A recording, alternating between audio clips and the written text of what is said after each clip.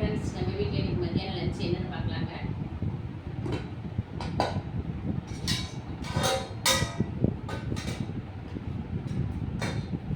சுட சுட சாதம்.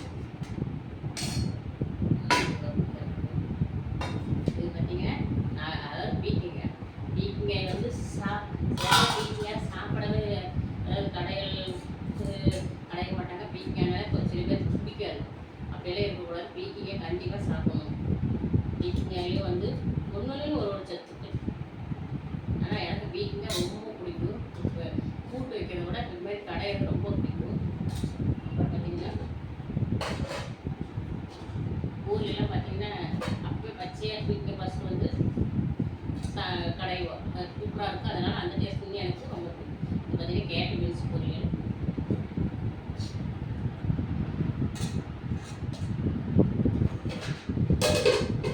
அப்புறம் பார்த்தீங்கன்னா சின்ன வெங்காயம் உரிச்சங்க.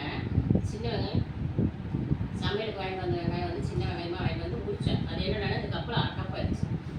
இதுக்கு ரெண்டுக்கும் யூஸ் பண்ணிட்டேன். மீதி வெங்காயம் சேர்ந்து இவ்வளோ சின்ன வெங்காயம் இருந்துச்சு. சின்ன வெங்காயத்தை வந்து வச்சிருந்து மறுபடியும் சமைக்க போடாது. தூக்கி வீசல எனக்கு மனசு இல்லை. அதுக்குள்ளார நான் வந்து எப்போவுமே வந்து சின்ன வெங்காயத்தை வேஸ்ட்டே பண்ண மாட்டேன். அதனால சரி கொஞ்சம் மாவு இருந்துச்சு. சரி சின்ன வெங்காயத்தை போட்டு சும்மா அப்படியே போடா மாதிரி போட்டுக்கலாம். சின்ன வெங்காயத்தை வேஸ்ட் பண்ணக்கூடாது.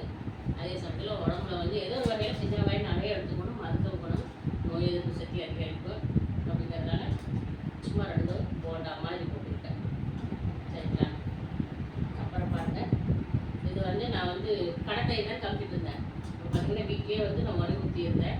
ஏன்னு கேட்டிங்கன்னா வீட்டில் வந்து நம்ம பாக்கெட்டு தையிலே வாங்கிட்டாங்க. இருக்காட்டி என்ன சரி வீட்டில் ஒரு நாளைக்கு ஊற்றி வைக்கணும்னு சொல்லிட்டு வைக்கப்பேன். கம்மிங்க.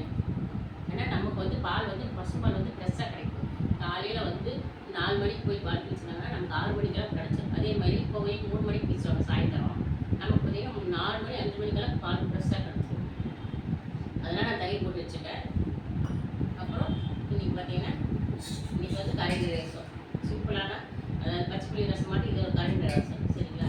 நம்ம வீட்டில் வந்து இதுதான் இன்றைக்கான சாப்பாடு. பாருங்கள், பீக்கிங்காய் குழம்பு, கேரட் பீன்ஸ் பொரியல், போண்டா, தயிர் ரசம். உங்கள் வீட்டில் என்ன சமையல்னு சொல்லிவிட்டு கமெண்ட் பண்ணுங்கள். பிடிச்சிருந்தா லைக் பண்ணுங்கள், சப்போர்ட் பண்ணுங்கள், சப்ஸ்கிரைப் பண்ணுங்கள். ஃப்ரெண்ட்ஸ், இப்போ வந்து நான் சாப்பிட போகிறேன். நீங்கள் சாப்பிட்டீங்களா? பாய்.